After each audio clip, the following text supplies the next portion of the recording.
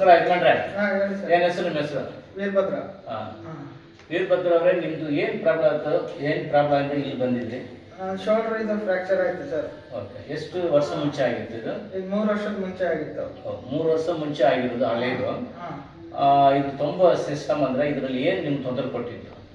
ಇದು ಮತ್ತೆ ರೀಸೆಂಟ್ ಆಗಿ ಏನಾದ್ರು ವೈಟ್ ತಗೊಂಡಾಗ ಜರುಗ್ಬಿಟ್ಟಿತ್ತು, ಆಚೆ ಬಂದ್ಬಿಡುತ್ತೆ. ಆಚೆಗೆ ಬಂದಿತ್ತು. ಆಮೇಲೆ ಇಲ್ಲಿ ಬಂದ್ಮೇಲೆ ನಮ್ಮ ಹತ್ರ ಬಂದಿದ್ರಿ? ಹಾಸ್ಪಿಟ್ಲ್ಗೆ ಹೋದ್ವಿ, ಅವ್ರು ಆಪರೇಷನ್ ಮಾಡ್ಬೇಕು ಅಂದಿದ್ರು. Okay, super.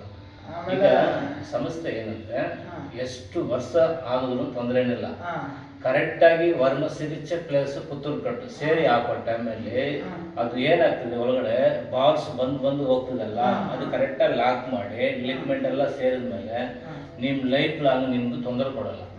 ಆಯ್ತಾ? ಈಗ ಎಷ್ಟು ಕಟ್ ಹಾಕ್ಸಿರಿ ನಮ್ಮ ಹತ್ರ ಬಂದು? 3 ಕಟ್ ಹಾಕ್ಸಿರಿ. ಎಷ್ಟು ಮಸಾಜ್ ಮಾಡಿದ್ರಿ ಬಂದು? ಮಸಾಜ್ 3. ಈಗ ನಿಮ್ಗೆ ಫೀಲಿಂಗ್ ಗೊತ್ತಾಗ್ತದಾ?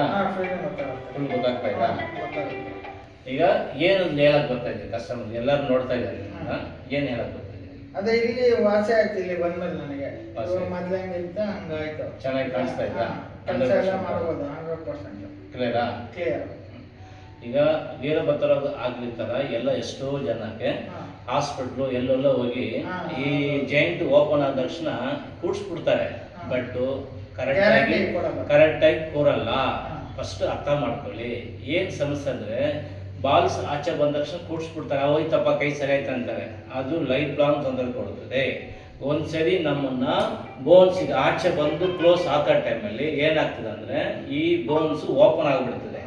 ಇದು ವರ್ಮ ಟ್ರೀಟ್ಮೆಂಟ್ ಮಾಡಿ ನೆರೆಗೂ ರಿಲೀಫ್ ಮಾಡಿ ಅದ್ರ ಮೇಲೆ ಕಟ್ಟು ಹಾಕೋ ಟೈಮಲ್ಲಿ ಏನಾಗ್ತದೆ, ಈ ಮೂಲ ಸಮಸ್ಯೆ ಗ್ಯಾಪ್ ಆಗಿರೋದೆಲ್ಲ ಕವರ್ ಆಗ್ತದೆ, ಕಂಪ್ಲೀಟಾಗಿ ಲಾಕ್ ಆಗ್ತದೆ. ಅದ್ರ ಮೇಲೆ ಈ ಮನುಷ್ಯನಿಗೆ ಇರಲಿ ಯಾರಿಗೇ ಇರಲಿ ತೊಂದರೆ ಕೊಡಲ್ಲ.